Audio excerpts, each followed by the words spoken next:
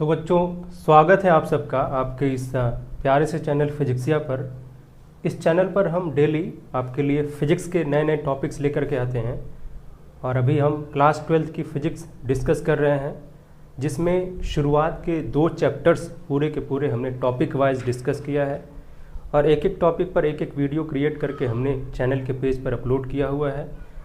जैसे ही आपको कहीं किसी टॉपिक में प्रॉब्लम दिखाई देती है, डाउट समझ में आता है या वो टॉपिक बिल्कुल समझ में ही नहीं आया या उस टॉपिक को आप और अच्छे तरीके से समझना चाहते हो, तो आप जो है चैनल पर जा कर के और टॉपिक का नाम लिखा है उसका टाइटल के हिसाब से आप जो है उस वीडियो को क्लिक करके वॉच कर सकते हो, देख सकते हो।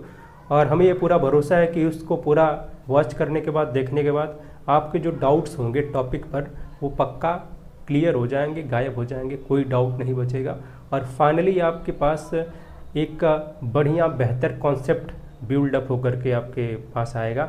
और उसकी बहुत ज़रूरत है क्योंकि बोर्ड एग्ज़ाम में भी अब ऐसे क्वेश्चन आने लगे हैं जो कॉन्सेप्ट बेस्ड आते हैं और जिसमें सिंपली आपको जो है नहीं पूछा जाता, घुमा फिरा करके पूछा जाता है। तो टॉपिक का जब तक आपको डीप नॉलेज नहीं होगा तो आप उस क्वेश्चन को करने में बड़ी दिक्कत महसूस करेंगे। और बाकी जो कॉम्पिटिटिव एग्ज़ाम्स हैं उसमें भी अच्छे अच्छे क्वेश्चंस आ रहे हैं, कई सारे टॉपिक्स को मिला करके मिक्स करके क्वेश्चंस आते हैं। तो उसके लिए ज़रूरी ये है कि सबसे पहले जो इनिशियल स्टेज में आपको क्या करना है, टॉपिक पर कमांड बनानी है। टॉपिक पर कमांड बना लिया, हर एक टॉपिक पर चैप्टर्स में मैक्सिमम जो है कहा जाए छोटे बड़े टॉपिक्स मिला करके तो 25-30 टॉपिक्स मैक्सिमम होते हैं। अगर उन सारे टॉपिक्स पर अलग अलग इंडिविजुअली बारी बारी से बेहतर कमांड बना लिया जाए तो हमें नहीं लगता कि फिजिक्स के जो क्वेश्चंस हैं, न्यूमेरिकल्स हैं, वो कहीं कोई छूट जाएगा। आप जो है बहुत ही आसानी से, बड़े आसान तरीके से, आराम से रिलैक्स होकर के उन क्वेश्चंस को सॉल्व कर सकते हो, उसमें कोई परेशानी नहीं होगी, ये हमारा पूरा भरोसा है। आज हम ऐसे ही एक टॉपिक लेकर के आए हैं जो क्लास 12th की फ़िज़िक्स का है। ये चैप्टर 3rd से ये टॉपिक है हमारा। बाकी के 2 चैप्टर्स हमने पूरा कंप्लीट कर लिया। तीसरे चैप्टर में हम यहाँ एंटर कर चुके हैं और तीसरे चैप्टर का नाम है करंट इलेक्ट्रिसिटी। इसके भीतर हमने करंट वगैरह के बारे में, करंट के इंट्रोडक्शन के बारे में पढ़ा है, करंट डेंसिटी भी पढ़ी है हमने, कंडक्टिविटी, कंडक्टेंस भी पढ़ा है हमने, ये सारी चीज़ें हम पढ़ चुके हैं, इलेक्ट्रोमोटिव फोर्स भी पढ़ चुके हैं हम। आज जो हमारा टॉपिक है वो एक रिलेशनशिप को इस्टेब्लिश करने वाला टॉपिक है कि हम इस टॉपिक में एक रिलेशनशिप इस्टेब्लिश करने जा रहे, बताने जा रहे हैं कि 2 क्वांटिटी यहाँ पर जो हमारे पास इलेक्ट्रिक फील्ड और ये जो है करंट डेंसिटी, इन दोनों के बीच में क्या संबंध होता है, फॉर्मूले में ये किस तरीके से एक दूसरे से कनेक्टेड होते हैं, एक दूसरे से रिलेटेड होते हैं, ये बात हम यहाँ डिराइव करके आपको बताएंगे और दिखाएंगे कि कौन कितना किस पर डिपेंड कर रहा है। करंट डेंसिटी के बारे में ज़रा बात करते हैं। करंट डेंसिटी आप जानते ही हो कि ये अलग प्रकार की डेंसिटी होती है जो बाकी नॉर्मल डेंसिटी से अलग होती है। नॉर्मल डेंसिटी यानी कि मास डेंसिटी में होता क्या है कि मास अपॉन वॉल्यूम होता है, लेकिन इस डेंसिटी में, करंट डेंसिटी में क्या होता है, करंट डेंसिटी को हम जे से रिप्रेजेंट करते हैं और ये होता है करंट अपॉन में, लेकिन वॉल्यूम नहीं होता, अपॉन में एरिया होता है, क्रॉस सेक्शनल का एरिया। जिस वायर से करंट फ्लो कर रही है उस वायर का क्रॉस सेक्शनल एरिया, ठीक है। इलेक्ट्रिक फील्ड को तो आप जानते ही हो, इलेक्ट्रिक फील्ड को कैपिटल ई से रिप्रेजेंट करते हैं। ये वेक्टर क्वांटिटी होती है ये भी, और ये भी वेक्टर क्वांटिटी होती है। करंट डेंसिटी है ये भी एक वेक्टर क्वांटिटी होती है, ये हमने पहले पढ़ लिया है। आज इन्हीं दोनों के बीच में, यानी जे जो दिखाई दे रहा है वो और यहाँ जो इलेक्ट्रिक फील्ड है ये, इन दोनों के बीच में संबंध स्थापित करेंगे। यानी कि आज हम इसको एक्सपोज करने जा रहे हैं, इन दोनों के बीच में क्या संबंध है। कोई कहता है कि अब जैसे बात खुल जाती है ना कभी कभी, तो पूछते हैं लोग कि तुम्हारा इससे क्या संबंध है, ठीक है। तो वो कहता है या कहती है कि मेरा इससे कोई संबंध नहीं, ये तो मेरा भाई, ये तो मेरा बहन है। लेकिन आज हम पूरा एक्सपोज करेंगे इन दोनों को, करंट डेंसिटी को और इलेक्ट्रिक फील्ड को। आखिर इन दोनों के बीच में संबंध है क्या, ये पूरा पता चल जाएगा आज आपको, ठीक है। हम यहाँ क्या यूज़ करेंगे, ओम्स का लॉ यहाँ पर यूज़ करेंगे, ओम का जो नियम है ना वो यूज़ करेंगे और उसी से अपना जो जे और ई के बीच में रिलेशनशिप आ जाएगा। और फाइनली जब रिलेशनशिप आ जाएगा, इन दोनों के बीच में एक फार्मूला बनेगा, इन दोनों को कनेक्ट करते हुए एक फार्मूला आएगा लास्ट में हमारे पास। और उस फार्मूले को हमें क्या करना है, उस फार्मूले को हम एक एग्जाम्पल से समझेंगे भी कि उस फार्मूले को कैसे यूज़ करना है, ठीक है। तो एक एग्जाम्पल भी लास्ट में लेंगे हम, ताकि ये जो हम डेराइव करके जो फार्मूला फाइनल लेकर के आ रहे हैं उसका इस्तेमाल कैसे करना है ये भी पता चल जाए। तो बहुत ही आसान तरीके से शुरू करते हैं, ठीक है, बिना टाइम गवाए यहाँ पर शुरू करते हैं। हमने बोला कि यहाँ ओम लॉ को यूज़ करना है, ओम्स के नियम को यूज़ करना है, तो ओम्स लॉ को यहाँ यूज़ कर देते हैं। और सबसे पहले बात कर लेते हैं, ये अपनी करंट डेंसिटी है, इलेक्ट्रिक फील्ड है, तो ये करंट डेंसिटी जो होती है किसी कंडक्टर की होती है, ठीक है, कंडक्टर के भीतर होती है। इलेक्ट्रिक फील्ड कंडक्टर के भीतर बात करेंगे, करंट जो फ्लो कर रही है उस कंडक्टर के भीतर, तो क्यों ना एक हम यहाँ पर कंडक्टर बना लेते हैं। कंडक्टर में सिंपल हम यहाँ पर बनाएंगे एक वायर। वैसे वायर इतना मोटा नॉर्मल नहीं होता है भाई, होता भी ऐसी बात नहीं है, लेकिन नॉर्मल जो हमारे घर में यूज़ होता है वो इतना मोटा नहीं होता, पतला ही होता है। ये जो दिखाई दे रहा है ना, इसका एंड, दो एंड है, इसको दोनों एंड को हम ए और बी सपोज कर लेते हैं, दो एंड्स हैं, ठीक है। अब इन दोनों एंड्स के बीच में ही पोटेंशियल डिफरेंस अपना होता है। मतलब क्या करते हैं, दोनों एंड पर हम अलग अलग पोटेंशियल दे देते हैं। मान लिया यहाँ पर VA है और यहाँ पर VB है, इन दोनों के बीच में जो PD होगा, पोटेंशियल डिफरेंस होगा, अगर हम उसको V से सपोज कर लेते हैं तो VA माइनस में VB, ठीक है। इस पूरे कंडक्टर की जो हमने इतना पार्ट लिया है उसकी लेंथ को हम L सपोज कर लेते हैं, स्मॉल l, ठीक है। इसमें कोई डाउट नहीं, कोई डाउट नहीं है भाई, ठीक है। इसकी रेजिस्टिविटी को रो सपोज कर लेते हैं, इसकी कंडक्टिविटी को सिग्मा सपोज कर लेते हैं, और इसके अंदर जो करंट फ्लो कर रही है उसको भी यहाँ दिखा देते हैं कि जो करंट फ्लो कर रही है, सपोज दैट इस डायरेक्शन में करंट फ्लो कर रही है, और ये करंट इस क्रॉस सेक्शनल एरिया से, इसको हम एरिया लिख देते हैं, ये क्रॉस सेक्शनल एरिया, ये जो है क्रॉस सेक्शन एरिया है, जो इस वाले एंड का भी सेम है और उस वाले एंड का भी सेम है, और जो करंट है वो इस क्रॉस सेक्शन एरिया से 90 डिग्री पर निकल रही है, मतलब परपेंडिकुलर निकल रही है, नॉर्मली निकल रही है, ठीक है ना।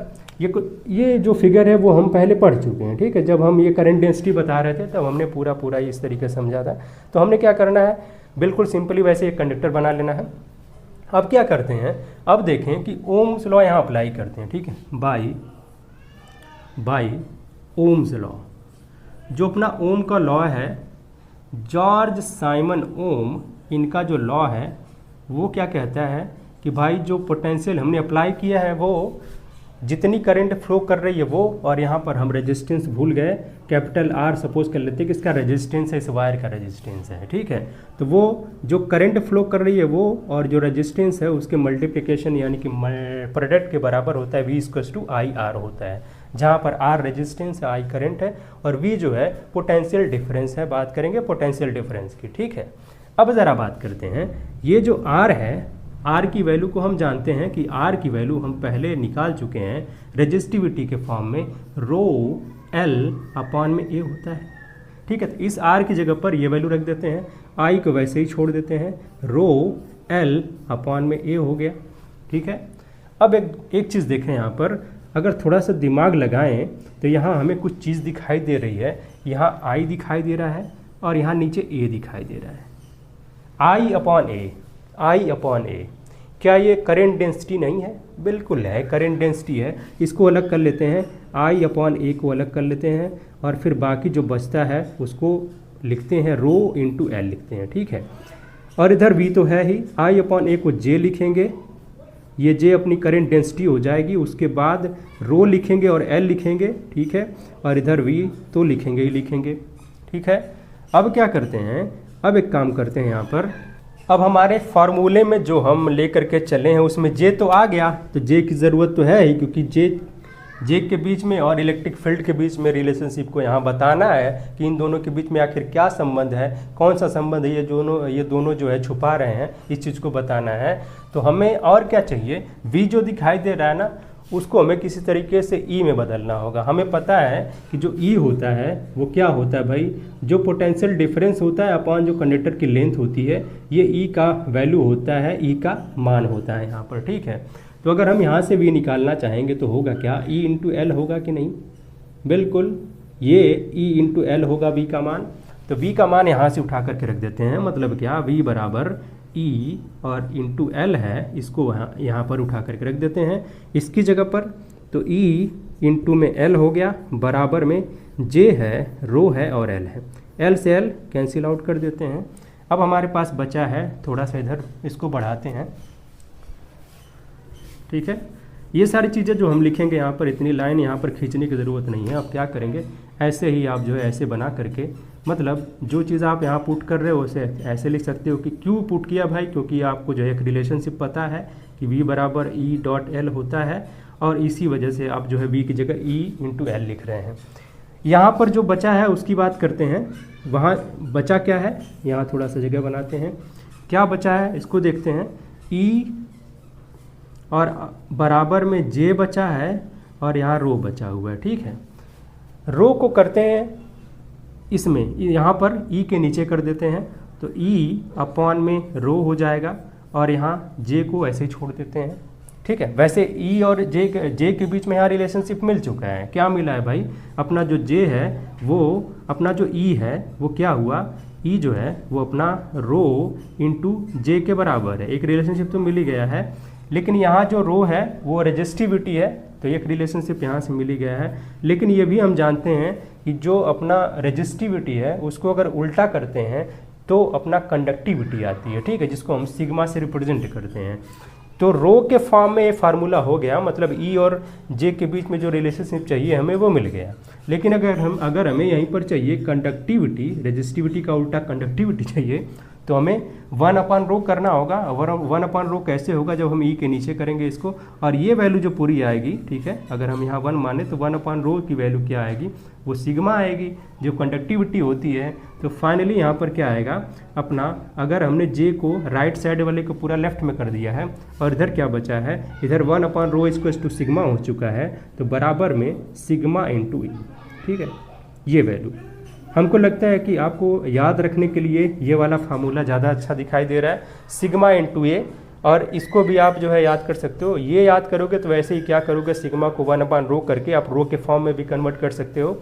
ये याद करना आसान है, तो इसे याद करें। J बराबर सिग्मा इंटू ए है या E है, यानी कि ये जो है क्या है आपका, ये करंट डेंसिटी है, ठीक है, ये क्या है, करंट डेंसिटी है। और जो E है भैया वो क्या है, वो अपनी इलेक्ट्रिक फील्ड है भाई। ये इलेक्ट्रिक फील्ड कहते हैं इसको, इलेक्ट्रिक फील्ड की स्ट्रेंथ कहते हैं। कितने सारे नाम हैं इसके, शुरुआत से पहले चैप्टर से इसके बारे में पढ़ते आ रहे हैं, इसने कभी साथ छोड़ा नहीं। ये हर जगह मिल जाती है, इलेक्ट्रिक फील्ड, पोटेंशियल, ये सब कुछ जो है। और इनकी कहानी शुरू हुई थी चार्ज से, और चार्ज भी हमें जगह जगह दिखाई देता है।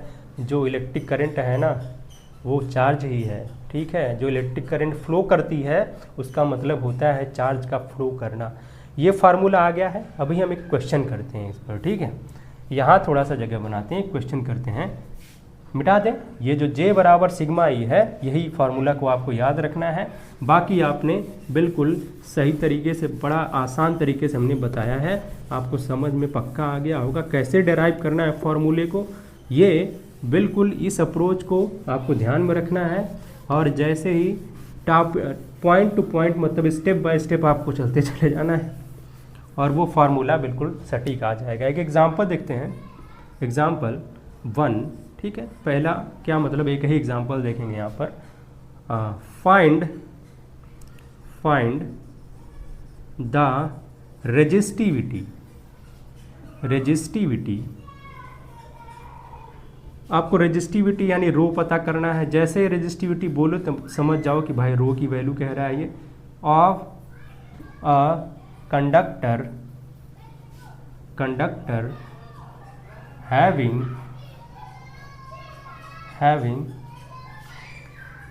current density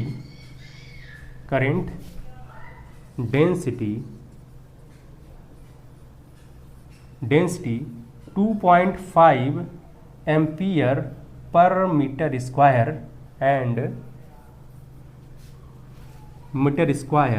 when electric field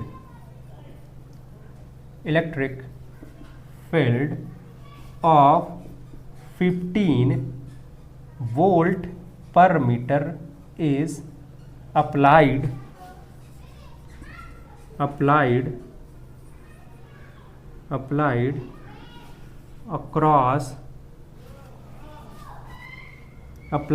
on the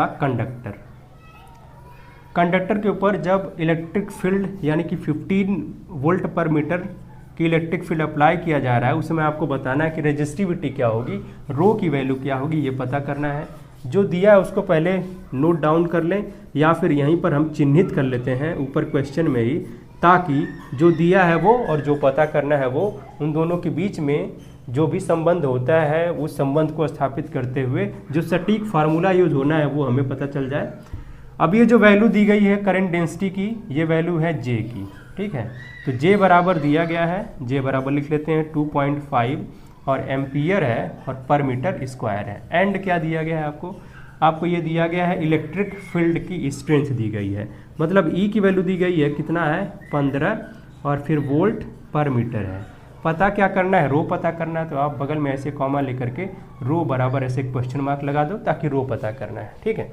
अब देखें फार्मूला हमारे पास ये है जे बराबर सिग्मा ई, लेकिन इसके जस्ट पहले हमने रो के फॉर्म में भी देखा था। करना क्या है आपको, इस ये जो कंडक्टिविटी है इसको उल्टा कर देंगे तो अपना हो जाएगा रो, ठीक है। अगर हम मतलब क्या, जो कंडक्टिविटी है वो 1/रो होता है, तो जहाँ कंडक्टिविटी है वहाँ रख देंगे हम क्या 1/रो, तो जे बराबर हो जाएगा 1/रो और उसके बाद ई है, ठीक है।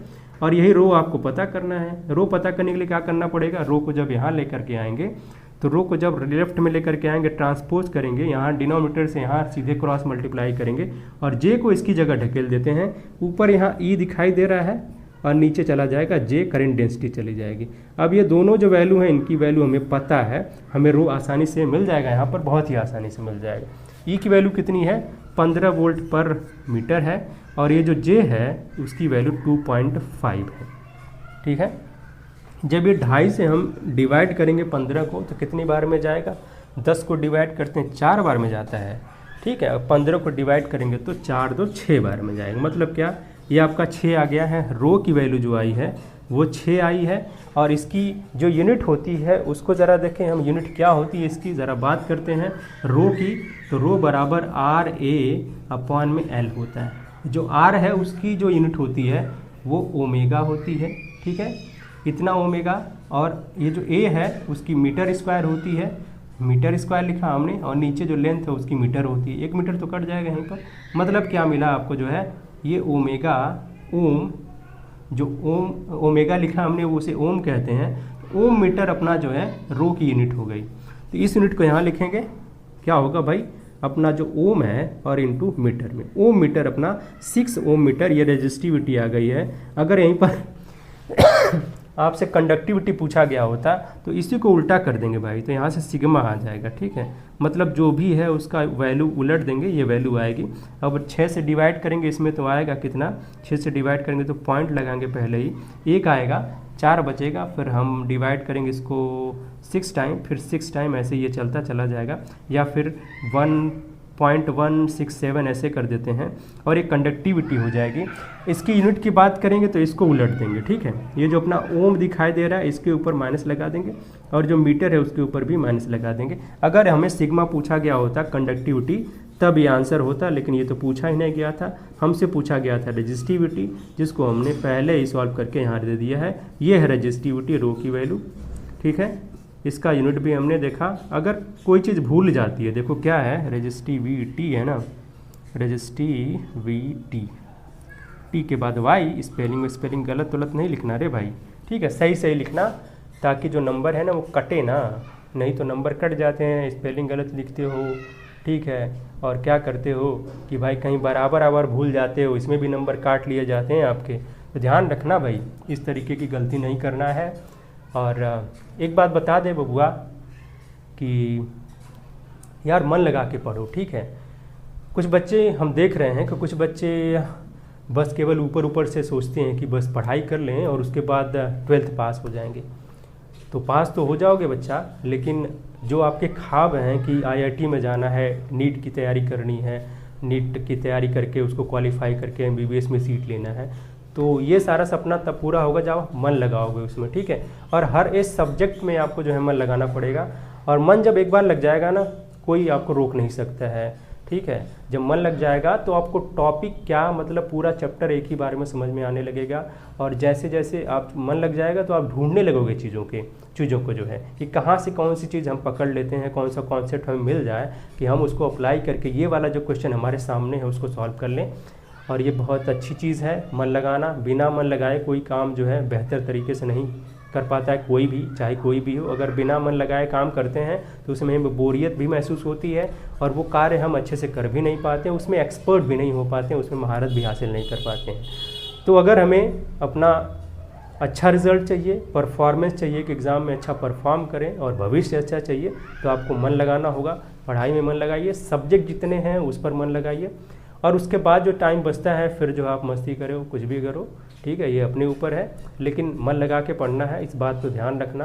क्योंकि बच्चे हम देख रहे हैं कि बिल्कुल सीरियस नहीं है, वो जो है क्लास 11th का अपना जो रवैया है उनका वो भी बरकरार है, लेकिन भूल चुके हो आपकी अभी क्लास 11th आपका 3 महीने पीछे छूट चुका है। अप्रैल के बाद से अप्रैल में आप जो है 12th में पहुंच चुके हो, और आपको सीरियस होना ही पड़ेगा, मन तो लगाना ही पड़ेगा। अदरवाइज़ क्या है कि रिज़ल्ट तो अपने हिसाब से आएगा। अगर आप अपने मन मुताबिक रिज़ल्ट चाहते हो कि बेहतर आए, आपके पेरेंट्स खुश हो जाएं और आपको जो है बेहतर मुकाम हासिल हो जाए, आप जो है अच्छे कॉलेज में एडमिशन ले सको, आप जो है मनचाही जॉब कर सको, मनचाही फील्ड में आप जो है प्रिपरेशन कर सको और आपको कोई परेशानी नहीं हो और इजीली आप जो चाहते हो वो मिल जाए, ठीक है, मनचाही जॉब मिल जाए, मनचाही जगह, मनचाही पोस्ट मिल जाए आपको, चाहे गवर्नमेंट चाहे प्राइवेट, तो आपको मन लगाना पड़ेगा। और ये लास्ट ऑप्शन है, मतलब इसके अलावा कोई ऑप्शन है ही नहीं, आपको मन लगा करके मेहनत करनी ही पड़ेगी। बाकी जो कहते हैं कि बिना मेहनत के अगर कुछ के भी हासिल किया जा सकता है, तो भाई ये तो मैं पूरा इसको आउट रिजेक्ट करता हूँ, क्योंकि ये संभव नहीं है, ये पॉसिबल नहीं है कि आप जो है बिना किसी मेहनत के, बिना किसी एफर्ट के और बिना मन लगाए किसी काम को कर रहे हैं और उसमें आप सफलता हासिल करें, ये पॉसिबल नहीं है, ये बिल्कुल भी गलत है। जो भी आपको कह रहे हैं वो बहका रहे हैं आपको, उनसे दूर रहिए। और हमारा रिक्वेस्ट यही है कि मन लगाइए, जो है मन लगा के पढ़ाई करिए, और क्लास 12th आपका अच्छा जाएगा तो आगे के रास्ते आपके खुल जाएंगे। अगर आप IIT जाते हो, MBBS जाते हो, तो फिर आपको जो है बहुत सारे रास्ते खुल जाते हैं, कुछ भी करना चाहो आप लाइफ में कर सकते हो, क्योंकि वहाँ वो जो आप सीखते हो IIT जाने के बाद और MBBS की सीट लेने के बाद जो कॉलेज में सीखते हो, वो एक बहुत बड़ी चीज़ होती है, उसमें आपका दिमाग और ब्रॉड किया जाता है। तो सबसे पहले ये रास्ता क्लियर करो कि भाई आपको कहाँ जाना है, और उसके लिए मेहनत करो और उसे हासिल करो, उसके बाद रास्ता अपने आप क्लियर हो जाएगा कि जो भी करना चाहो आप लाइफ में कर सकते हो। क्योंकि दिमाग एक बार आपका खुल गया, ठीक है, ब्रॉड हो गया, तो जो भी एग्ज़ाम चाहो वो निकाल सकते हो यार, ऐसा नहीं है। बहुत सारे लोग हैं जो IIT करके और फिर IAS और PCS की तरफ रुख किया उन्होंने, और फाइनली उन्होंने अच्छी मनचाही पोस्ट भी हासिल करी और जॉब कर रहे हैं।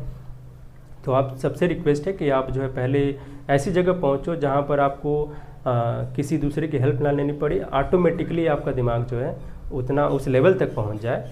और वो है क्या, वो जो जगह है वो अपनी IIT NIT ही है, जिसको आप थोड़ा सा मेहनत करके हासिल कर सकते हो। और IIT NIT के साथ अपना MBBS का कॉलेज भी है, ऐसा नहीं कि हम MBBS के कॉलेज में जाते हैं तो वहाँ कुछ नहीं सीखते हैं, वहाँ हमारा दिमाग ब्रॉड नहीं होता है, बहुत ब्रॉड होता है। दोनों चीज़ें हैं, IIT JEE और NEET के जो कॉलेजेस हैं, ठीक है, वो सब आपको जो है ब्रॉड करके देते हैं, आपके जो है आपकी समझ को बढ़ाते हैं, आपके जो है कंप्रीहेंसिंग कैपेबिलिटी को बढ़ाते हैं, और वही चीज़ आप जो है करके आप लाइफ में सफल होते हैं, लाइफ में जो चाहे वो कर सकते हो। ये था आज का पूरा टॉपिक, जिसको हमने बिल्कुल आसान तरीके से शुरुआत की थी हमने, और जो फार्मूला हमें चाहिए था, जो संबंध हमने स्थापित किया करंट डेंसिटी और इलेक्ट्रिक फील्ड के बीच में, वो सामने है। क्या था, J बराबर सिग्मा E, ये सिग्मा कंडक्टिविटी है, यही अपना करंट डेंसिटी है जिसकी बात कर रहे थे हम, ये इलेक्ट्रिक फील्ड है जिसे हम बहुत पहले से जानते हैं। इन दोनों के बीच में ये संबंध आया था, बहुत ही आसान तरीके से हमने इसको डिराइव किया, ओम्स लॉ का हमने यहाँ पर सहारा लिया था। उसके बाद इसी क्वेश्चन पर, इसी फार्मूले पर बेस्ड हमने एक क्वेश्चन भी किया, जो जाहिर सी बात है ये जो कैपेबिलिटी होती है यहाँ न्यूमेरिकल को सॉल्व करने की, उसको थोड़ा सा हमने यहाँ पर अप्लाई करके देखा है, और इससे हमें पता चला कि किस तरीके से हम चीज़ों को अप्लाई करेंगे, जो फार्मूला आता है उसको अप्लाई करेंगे। देखिए डेरिवेशन हम बार बार इस वजह से उस पर ध्यान देते हैं कि डेरिवेशन के बाद जो फार्मूला आता है ना, उसको याद रखना थोड़ा सा मुश्किल पड़ता है। तो उसको आसान बनाने के लिए क्या करना होता है कि भाई आप डेरिवेशन के प्रोसेस में घुस जाइए। डेरिवेशन के प्रोसेस से जब आप फार्मूला तक पहुँचेंगे तो उस फार्मूले को आपको रटना नहीं पड़ेगा, वो अपने आप दिमाग में आ जाएगा, क्योंकि आप जानते हो कि वो जो ऊपर आया है E J वो कैसे आया है, ये जो सिग्मा है वो कैसे आ गया है, E जो है वो कैसे आ गया है, ठीक है, ये सब कुछ पूरा प्रोसेस आप जानते हो और इसे याद करने की ज़रूरत नहीं, ठीक है, ये अपने आप ही दिमाग में बैठ जाएगा, ठीक है। क्योंकि हमें पता था, हमने ओम्स लॉ लगाया, V equals to I R लगाया, और आई को छोड़ करके हमने आर की वैल्यू लिखा था रो एल अपॉन में ए। ठीक है, वहाँ से फिर करते करते हम जे तक पहुँचे थे, आई अपॉन ए वहीं पर आ गया जिसको जे हमने लिख दिया था। बाकी सिग्मा 1 अपॉन रो को हमने सिग्मा लिखा था, ई की वैल्यू वहीं पर आ गई थी जो V equals to E L हमने लिखा था, V को हमने यानी कि पोटेंशियल डिफरेंस को हमने इलेक्ट्रिक फील्ड के फॉर्म में लिखा था। तो इस तरीके से जैसे आप प्रोसेस में घुसते हो तो ये फार्मूला जो दिखाई दे रहा है ना, उसको रटने की ज़रूरत नहीं, अपने आप दिमाग में छप जाता है, कुछ नहीं करने की ज़रूरत है। और थोड़ा सा मैथमेटिकल ऑपरेशन आप जानते हो तो इस फार्मूले से आप सिग्मा, ये रो वाला फार्मूला भी तुरंत निकाल सकते हो। ई पूछा जाए तो जे अपॉन सिग्मा हो जाएगा, अगर जे पूछा जाए तो यहाँ पर क्या हो जाएगा, ई अपॉन रो हो जाएगा। ये सब कुछ आप निकाल सकते हो, एक फार्मूला आपको पता है, 50 फार्मूला वहाँ से निकाल सकते हो। और आई होप कि आप सबको ये पूरा टॉपिक जो है अच्छे से समझ में आ गया होगा। अगर फिर भी कोई डाउट है, फिर भी कोई थोड़ा सा कन्फ्यूज़न है तो आप जो है कमेंट बॉक्स में कमेंट कर सकते हो, हम आपके डाउट को ज़रूर क्लियर करेंगे। तो ये था आज का पूरा टॉपिक, और हमें पूरा भरोसा है कि आप सबको अच्छे से समझ में आ गया होगा। और फिर मिलते हैं एक नए टॉपिक के साथ नेक्स्ट वीडियो में।